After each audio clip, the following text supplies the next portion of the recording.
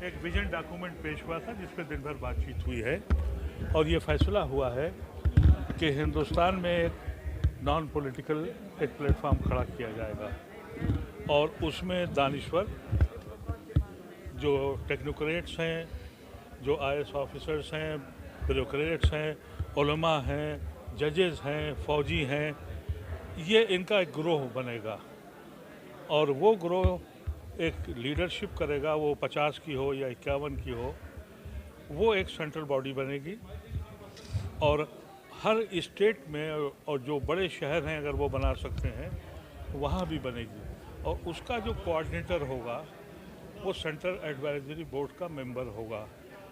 ये consensus clear है कि किसी एक की क़यादत नहीं करनी है बल्कि अब कलेक्टिव क़यादत होगी और हिंदुस्तान में जिस तरीके से फासिस्ट फोर्सेस जब चाह रही हैं वो हमारे ऊपर अटैक करती हैं, रोज़ आइन को तोड़ती हैं, रोज़ इस मुल्क की रूह को कत्ल करती हैं, उससे लड़ने की कॉन्स्टिट्यूशनली और लीगली वो एक प्लेटफॉर्म तैयार होगा। ये लड़ाई संविधान के लिए है या मुस्लिम समुदाय पे जो हमला अगर संविधान नहीं है तो मुसलमान का कोई वजूद ही नहीं है। अगर ये हिंदू स्टेट पहले ही से बन गई होती तो हम मुसलमान हिंदुस्तान में क्यों रहते? हम हिंदुस्तान इसलिए ऑप्ट किया था कि ये सबका मुल्क है, ये सबकी बराबरी है, ये आइन है जिसने हमको यहाँ मजबूर किया। हिंदुस्तान में जो मुसलमान है उसने अपने खून की कुर्बानी दी है, उसने अपने खून को बांटा है, इसलिए बांटा कि वो मुस्लिम मुल्क में नहीं गया था। तो जब वो मुस्लिम मुल्क में नहीं गया तो वो हिंदू मुस्लिम मुल्क में कैसे रह लेगा? ये आइन ने हमको जोड़ा था और इसी आइन के तहफ़्फ़ुज़ के लिए आज सब लोग बैठे थे। ये हिंदुस्तान की तारीख़ में पहली बार हुआ है कि 382 लोग दिल्ली से बाहर से आए।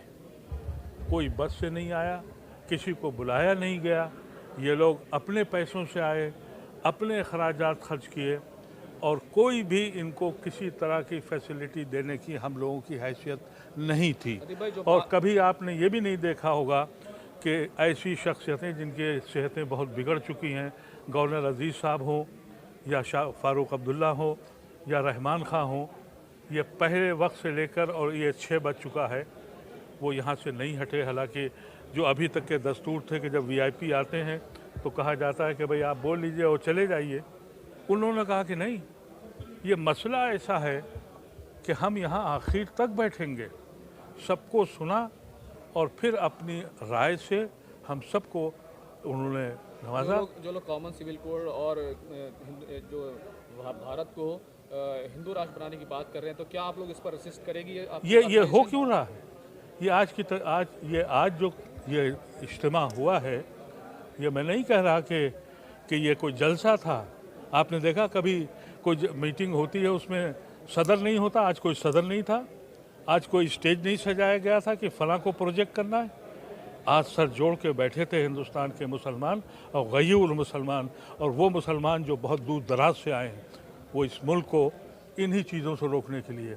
और आज वो तबका जो आज तक मुसलमानों को डराए और खौफ खाए हुए था, आज उनकी घंटियां कानों की बज गई होंगी कि ये कौम जिंदा होने जा रही है। हिंदू राष्ट्र की बात कर रहे हैं, उस पर उसको उन लोगों को क्या कहेंगे? मीडिया के लिए जो एक बात कही जा रही है उसको लाएमल करने के लिए, उसके ऊपर आप कितना सोचते हैं कि जल्द से जल्द काम हो? मैंने 3 साल पहले ये कोशिश की थी कि मुसलमानों को मीडिया होना चाहिए और मैंने एक मीडिया प्लेटफॉर्म बनाया भी था, लेकिन उस वक्त शायद मुसलमानों को ये इंतज़ार था कि तूफ़ान अभी और आ जाए, क्योंकि बहुत से लोग हमारे ऐसे हैं जो साहिल पर बैठ के तूफ़ान का नज़ारा कर रहे हैं। लेकिन अब वो वक्त आ गया है कि वो नज़ारे का वक्त भी ख़त्म हो गया। जहाँ वो साहिल पर बैठे थे तूफ़ान वहाँ तक पहुँच गया और अगर अब भी नहीं जागे तो कुछ नहीं बचने वाला है। आज मुझे इस बात की बड़ी खुशी है कि ये सारी कौम इसने अंगड़ाई ली। जो लोग कॉमन सिविल कोड के थ्रू हिंदू राष्ट्र बनाने की बात कर रहे हैं, उनसे क्या कहेंगे आप? उनसे लड़ेंगे। कॉमन सिविल कोड पहले अपना तो बना लें।